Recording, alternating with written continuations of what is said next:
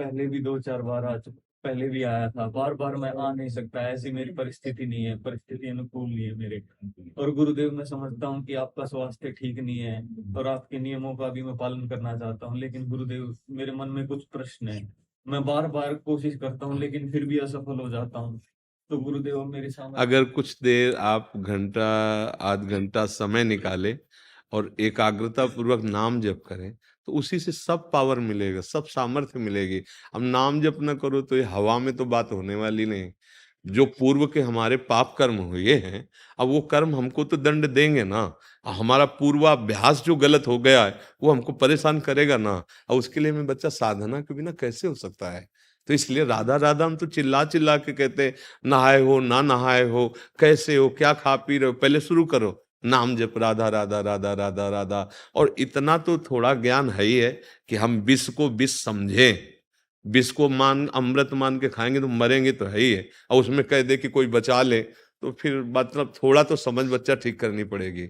आना जाना का मतलब नहीं है। आजकल मोबाइल का जमाना है, तुम अमेरिका से हमारी बात सुन सकते हो। हमारी बात अगर धारण करो तो वहीं से तुम्हारा कल्याण हो सकता है। भाग भाग भाग के आने की जरूरत थोड़ी है। अच्छा, यहाँ कोई ऐसा तो है नहीं कि हम जंतुर बांध देते हो। हम बात है, हमारी हमारी बात मान लो, तुम्हारा मंगल हो जाएगा। अब बात न मानो बच्चा तो फिर क्या कर सकते हैं। हाँ, अब नाम जप करो और निराश मत होना। देखो, लड़ना सीखो।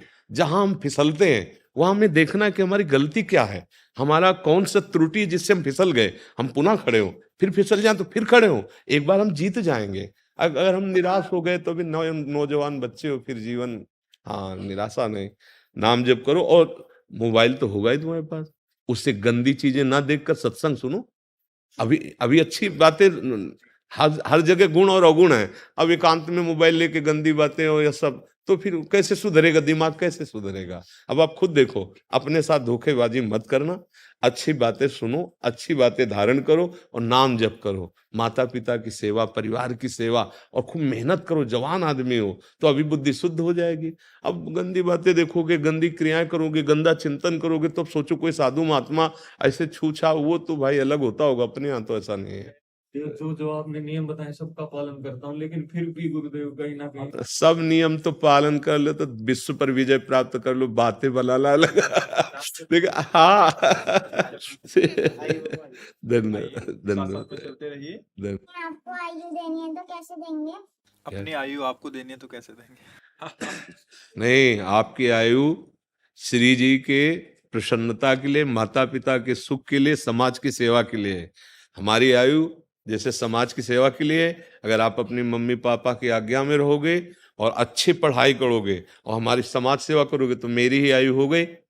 और अगर आप गंदे आचरण करोगे तो फिर ठीक नहीं। मम्मी पापा की आज्ञा में रहो और अच्छे विद्यार्थी, अच्छे पढ़ो, जिससे अच्छे पदों में जाओ और हमारे समाज की सेवा करो, देश की सेवा करो। समझ रहे हो ना।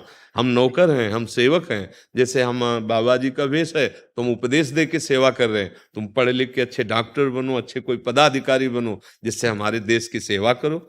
जन्म लेने का तात्पर्य दूसरों को सुख पहुंचाना। आयु की सार्थकता है सबको सुख पहुंचाना। तो हमारी को आयु देने का मतलब हमारी आज्ञा का पालन करो, मम्मी पापा की बात में चलना, कोई गंदे बच्चों का संग मत करना, नाम जप राधा राधा, और अच्छी पढ़ाई करो। जब समय मिले तुमको एकांत में तो भगवान से प्रार्थना करो कि मुझे ऐसा पद मिले जिससे मैं देश की सेवा करूं, समाज की सेवा करूं। तुम समझ रहे ना। यही हमारे को जीवन समर्पित करना है, यही हमारी आयु को बढ़ाना है। अगर आप बच्चे अच्छे बन जाओगे तो हमारा जीवन सार्थक हो गया। ये शरीर तो छूटते रहते ना, एक दीपक से दूसरा दीपक जलता चला जाए तो ज्योति बढ़ती चली जाएगी। पीछे वाला दीपक बुझ जाए तो कोई फर्क नहीं पड़ता, आगे वाले दीपक जल जाने चाहिए। हाँ।